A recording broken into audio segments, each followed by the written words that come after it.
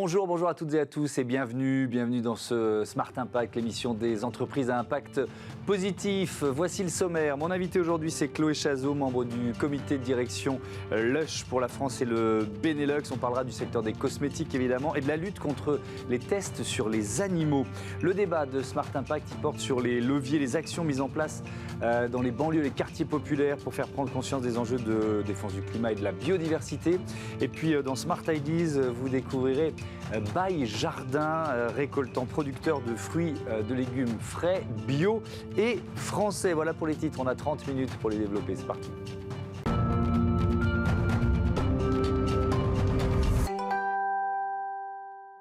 Bonjour Chloé Chazot, bienvenue. Vous êtes donc membre du comité de direction, responsable de la communication de Lush pour la France et le Benelux. On va parler de ce prix qui récompense notamment les recherches scientifiques sans cruauté animale. Mais d'abord, je veux bien que vous nous présentiez Lush, c'est une entreprise anglaise, c'est ça, britannique? Une entreprise anglaise, une marque engagée qui a été créée par des fervents défenseurs de la cause animale en 1995 et dont le but était de concevoir des cosmétiques, une alternative à la cosmétique traditionnelle, sans pour autant faire l'impasse sur les ressources naturelles et sans cruauté animale. Quand on dit entreprise engagée ou entreprise militante, ça veut dire quoi? Dès la création, sont des valeurs qui ont présidé à la création de l'entreprise? Complètement. C'est notre raison d'être. On a vraiment une mission et des valeurs qui s'intègrent dans toutes les décisions de la société depuis notre création. C'est ce qui nous guide quotidiennement. Avril 2022, vous fêtez en ce mois d'avril plusieurs anniversaires, les 10 ans d'abord de ce prix Lush qui récompense scientifiques et militants. C'est quoi l'objectif de ce prix exactement? Alors l'objectif, c'est de soutenir les initiatives scientifiques et militantes qui vont permettre d'œuvrer à un monde sans cruauté animale, sans expérimentation animale. C'est un prix qui existe depuis 10 ans, qui récompense chaque année dans 6 catégories des lauréats qui vont œuvrer, que ce soit au niveau du lobbying, de la recherche, de la pédagogie, à supprimer l'expérimentation animale. C'est très important, encore plus aujourd'hui où il y a de vraies menaces sur les acquis. Si on fait le constat, chaque année, on estime que plus de 200 millions d'animaux environ sont utilisés dans les laboratoires d'expérimentation du monde entier. Mais ce que je retiens avec cette idée du prix, donc qui existe depuis une décennie, je le rappelle, c'est que c'est pas si facile à trouver. Donc s'il faut stimuler la recherche, s'il faut stimuler le lobbying, s'il faut stimuler l'action des militants, c'est que spontanément, il y a tout un secteur qui s'est créé à partir de l'expérimentation animale. Alors c'est notre mission, justement, de montrer qu'il y a des méthodes alternatives qui existent. Il faut les encourager. Nous, on pense que c'est des avancées qui sont trop timides pour le moment. Et c'est pour ça qu'on a créé ce Lush Prize il y a 10 ans. Mais c'est aussi pour ça qu'on fait des campagnes au niveau local avec nos crèmes caritatives pour soutenir des associations, des mouvements citoyens locaux et aussi avec des campagnes nationales.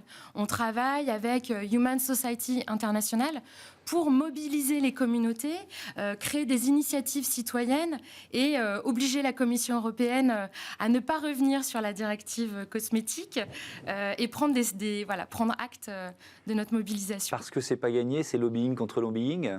Il y a une vraie menace aujourd'hui en Europe. Il y a l'Agence des produits européenne des produits chimiques qui constamment demande de nouveaux tests sur des ingrédients cosmétiques, donc avec un recours des animaux. Et ça met en péril la directive cosmétique de 2013 qui permettait à l'Europe de devenir le premier marché mondial sans expérimentation animale. Donc il y a un vrai enjeu de mobilisation du grand public, des médias. Et on espère que ce sera un impact fort. C'est aussi pour ça que vous récompensez les actions de lobbying avec ce prix? Oui, complètement. On a besoin d'actionner tous les leviers pour faire avancer la cause. Ces animaux, ils méritent bien mieux. Et c'est un engagement qu'on a depuis notre création et qui doit être sans faille.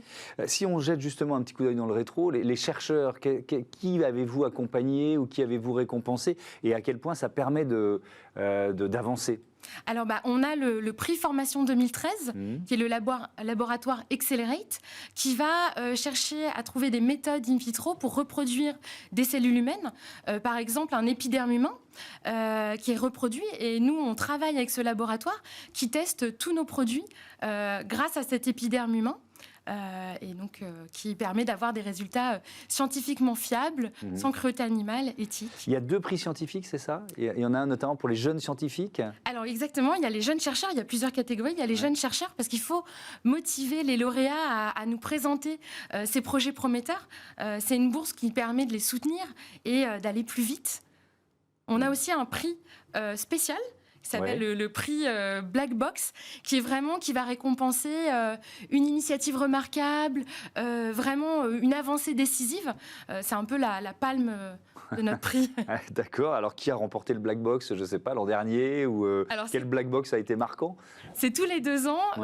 Et en fait, c'est vraiment des initiatives qu'on a particulières. Là, je ne l'ai pas en mémoire, mais on travaille avec, par exemple, Brazil Network for Human Society, qu'on a récompensé et qui a permis d'avoir un effet lobby sur le gouvernement brésilien pour supprimer les expériences scientifiques dans les écoles. Donc c'est ce type d'initiative qu'on va valoriser et qui a un vrai impact fort. Autre anniversaire, je disais, vous fêtez plusieurs anniversaires en ce mois d'avril, les 15 ans de votre crème caritative s'appelle Charity Pot. C'est quoi Charity Pot? Alors Charity Pot, c'est une crème caritative qui va permettre de soutenir des mouvements locaux éco-citoyens.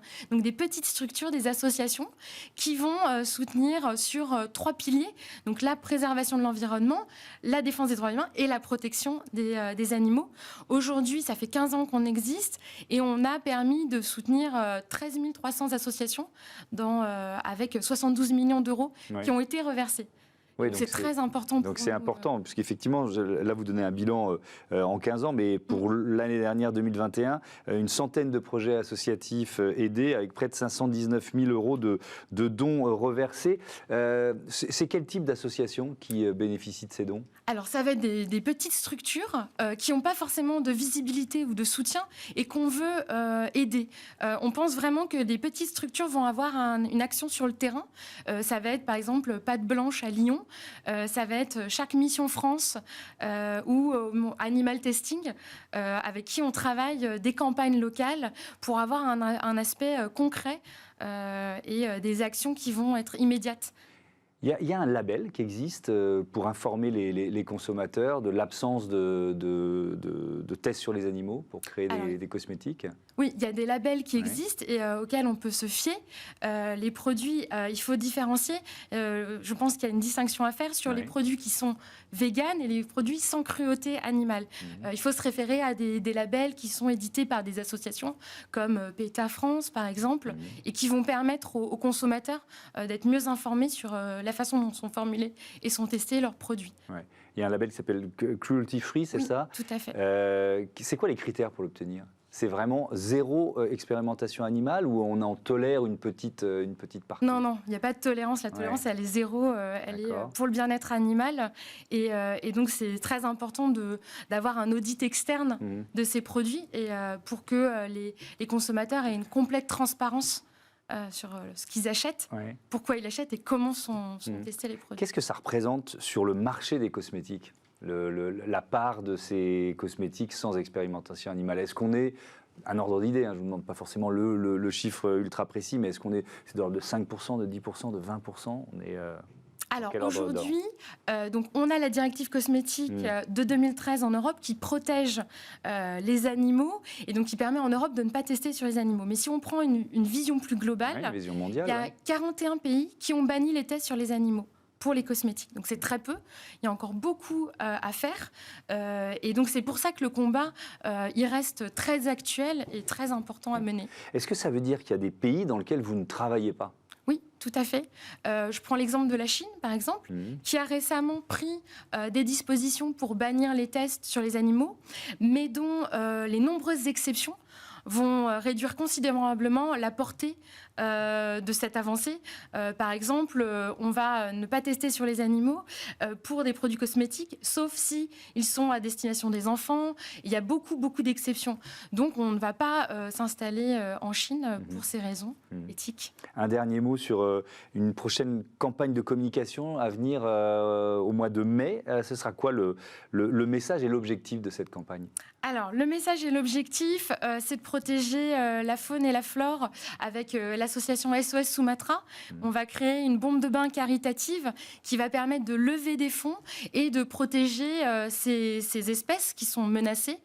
C'est une campagne qui est internationale et qui a pour but de lever 375 000 € dans le monde pour protéger ces espèces qui sont très importantes et précieuses. Merci beaucoup, merci Chloé Chazot, à bientôt sur Bismart. On passe à notre débat quand les quartiers populaires, les banlieues parlent d'écologie. Retrouvez le débat de Smart Impact avec Veolia.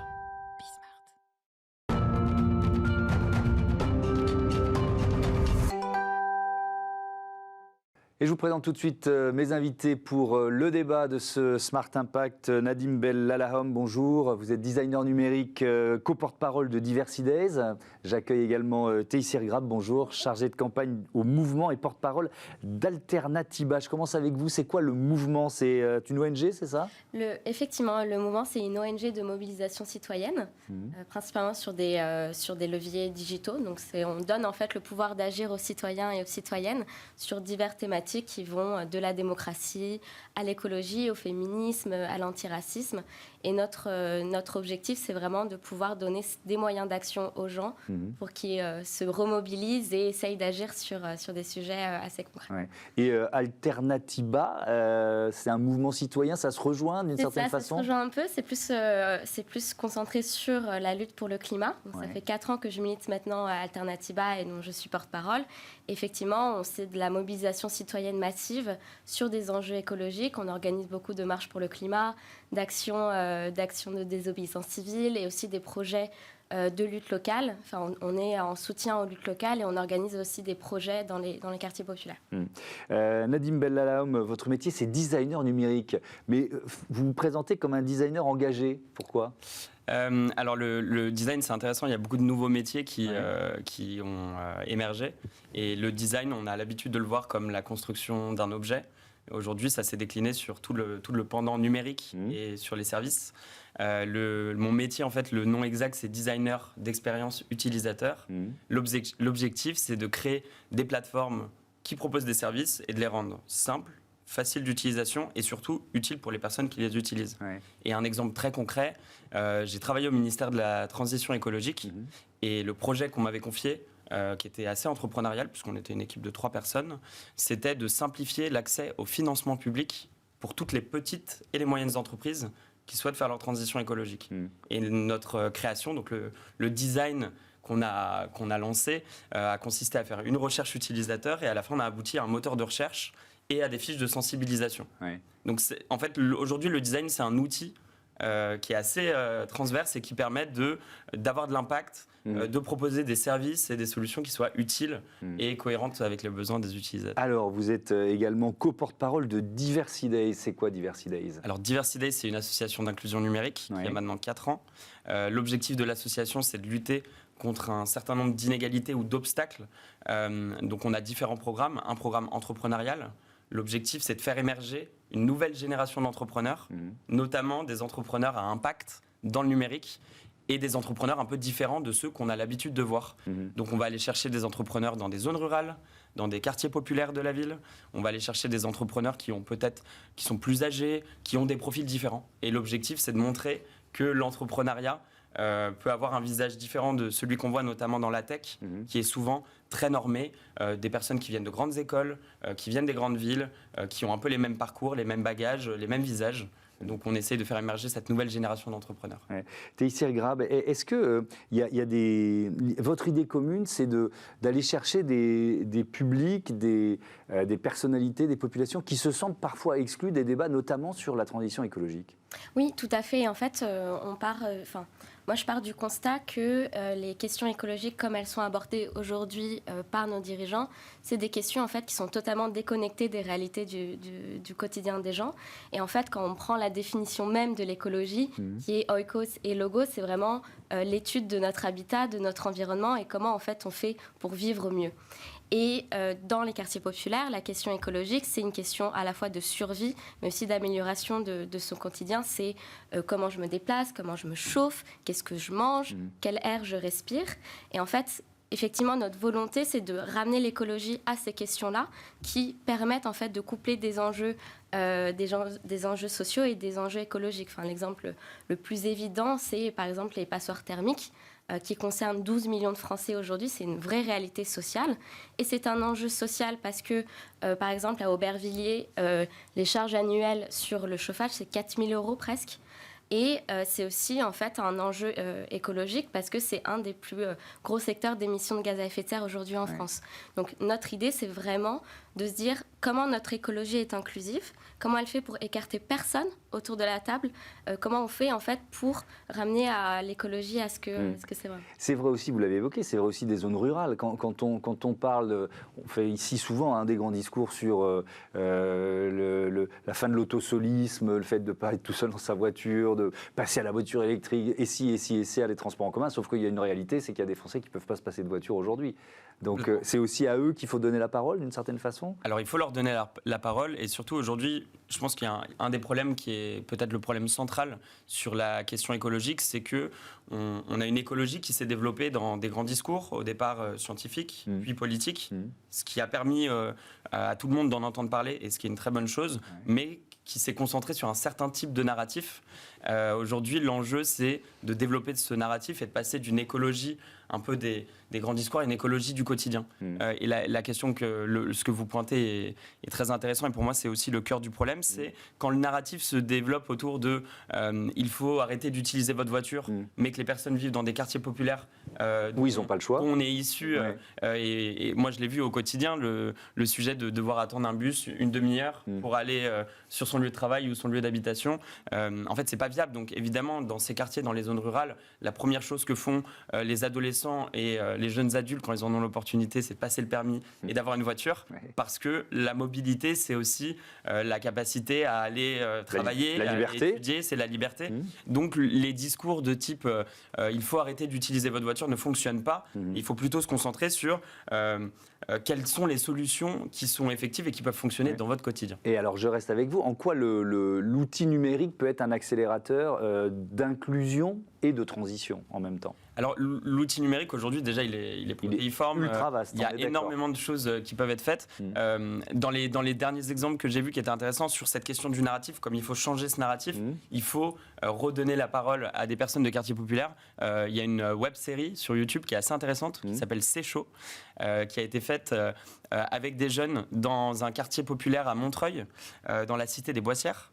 Et le but de cette web série, c'est un projet éducatif à la base. Le but, c'est d'aller voir des jeunes de quartier dans une cité et de les faire travailler sur le sujet écologique et de voir ce qu'ils en pensent. Et derrière, ça aboutit à la création de cette web série qui a un côté assez décalé pour aborder la question et qui permet justement de montrer quelle est l'appropriation du sujet écologique par les habitants de quartier et qu'en fait, dans les quartiers, les gens ont des préoccupations écologiques comme dans n'importe quel autre endroit, sauf peut-être que les choses sont exprimées différemment. C'est pas les mêmes mots qui sont utilisés, c'est pas la même écologie du quotidien, justement, comme je le disais juste avant. Ouais, c'est drôle, la première émission sur la transition écologique que j'ai faite, c'est il y a 15 ans, ça s'appelait Ça chauffe. Vous voyez, ça se rejoint. On avait été très imaginatif sur le titre. Est-ce qu'il y a une question de pédagogie, Taïsir Grab? C'est-à-dire que, on en parle aussi souvent ici sur le fait de partager finalement les mêmes informations pour prendre conscience de l'urgence. Est-ce qu'il y a aussi cette pédagogie à faire, notamment à destination des quartiers populaires ou des banlieues? Je ne pense pas qu'il y ait une question de pédagogie, parce que je pense qu'on est très bien au courant en fait, de l'urgence climatique dans les quartiers. Comme je disais, en fait, l'écologie, c'est une question de survie dans les quartiers, donc on est au courant en fait, de ces questions-là. Donc ce n'est pas ça la priorité? Pour moi, la priorité, ce n'est pas de la pédagogie, c'est vraiment de visibiliser déjà les luttes qui existent déjà, tous les habitants en fait, des quartiers qui se mobilisent aujourd'hui. Il y a tellement d'initiatives qui se passent dans les quartiers, d'initiatives il y a des actions qui sont menées, je pense notamment à des femmes dans les quartiers populaires à Villeurbanne, en périphérie de Lyon, qui s'est mobilisée avec une énorme banderole vers leur bailleur social en disant l'écologie avec nous aussi, parce qu'il y avait toute cette question justement encore une fois de passeport thermique et ils ne comprenaient pas pourquoi il n'y avait rien qui était fait. Et en fait, je pense que dans les quartiers, on est au courant que pour aborder la question écologique, il faut aborder les problèmes structurels qu'il y a dans les quartiers et qui sont hyper ancrés, hyper ancrés, c'est-à-dire que on peut pas être écolo dans les quartiers si, comme tu as dit, on n'a pas de pistes cyclables, si on n'a pas de magasins bio, par exemple, si on peut pas, on mais vous avez le sentiment que c'est, pardon de vous interrompre, mais vous avez le sentiment que c'est l'apanage des plus riches aujourd'hui, l'écologie? Je pense qu'il y a une volonté de faire en sorte que l'écologie soit l'apanage des plus riches, parce qu'on ne veut pas aborder ces questions-là, justement. Il y a un peu, il y a des inégalités aujourd'hui à la fois environnementales et sociales qui pourraient être, qu'on pourrait résoudre via l'écologie, via des mesures hyper ambitieuses, mais qui demandent en fait un chantier immense de plusieurs dizaines d'années. Mais on ne veut pas aborder ces questions-là, donc on reste dans une écologie un peu de confort, où on le fait pour déjà des personnes qui sont déjà privilégiées, donc des petites mesurettes en fait, sans toucher au confort des personnes les plus privilégiées.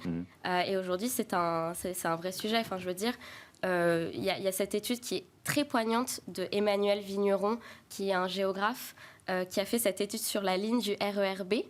Donc qui va des quartiers plus riches jusqu'à Saint-Denis, et qui montre en fait que du jardin du Luxembourg à la plaine Saint-Denis, on a 15 minutes de trajet et on perd 6 ans d'espérance de vie. C'est énorme. Et tout ça, en fait, dans les quartiers populaires, on est dans des doubles peines. En fait, on a cette peine de pollution de l'air, de passeport thermique, de discrimination, de racisme, et en fait, et de manque d'accès aux soins aussi énormément. Ce qui fait qu'en fait, on a une double peine constante, et encore une fois, c'est pour ça que c'est vraiment une question de survie et qu'on en a conscience.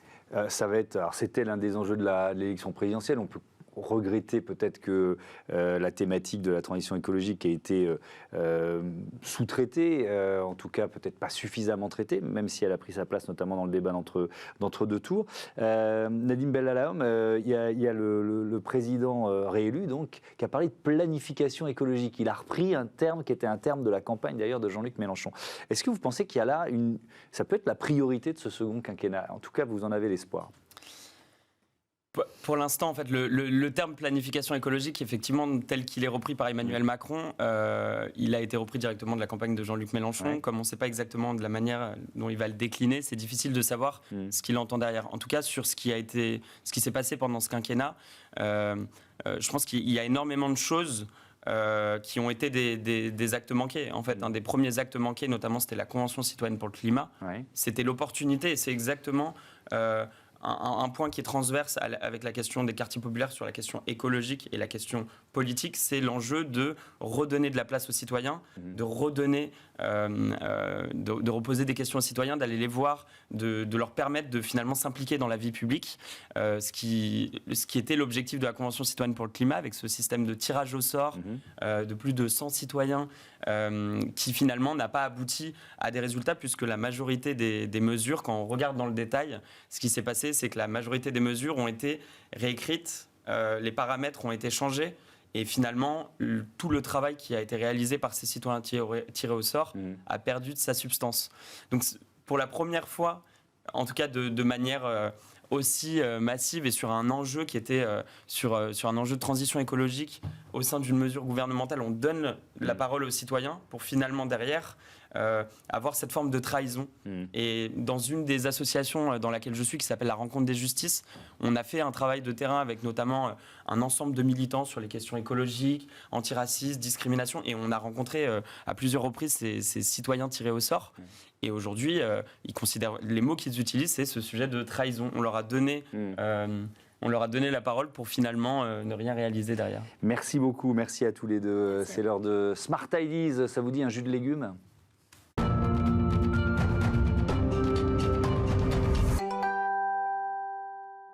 L'invité de ce Smart Ideas, c'est Benoît Jardin. Bonjour, bienvenue. Thomas. Vous êtes le fondateur de By Jardin. Alors, ma première question, question idiote, c'est votre vrai nom? C'est mon vrai nom, c'est pas un nom de scène, hein, Thomas. Oui, ça a été un grand sujet d'interrogation pour moi, presque psychanalytique, mais je l'assume. Ouais. Et surtout, c'est une histoire familiale, l'agriculture, la terre, c'est ça? Ça fait combien de générations? C'est une histoire familiale que moi j'avais un peu zappé, totalement zappé jusqu'il y a encore 7 ans.